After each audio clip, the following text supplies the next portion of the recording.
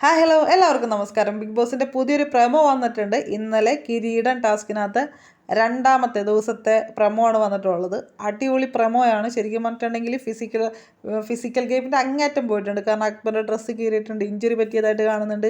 ജിസയിൽ കരയാത്ത ജിസയിലിൻ്റെ കണ്ണ് നിറഞ്ഞിരിക്കുന്നതായിട്ട് വീഡിയോയിൽ കാണാൻ പറ്റുന്നുണ്ട്. അങ്ങനെ ഒരുപാട് പേര് ഈ ഒരു ഇഞ്ചുറിയിലോട്ട് ചെന്നതായിട്ട് കാണാൻ പറ്റുന്നുണ്ട്.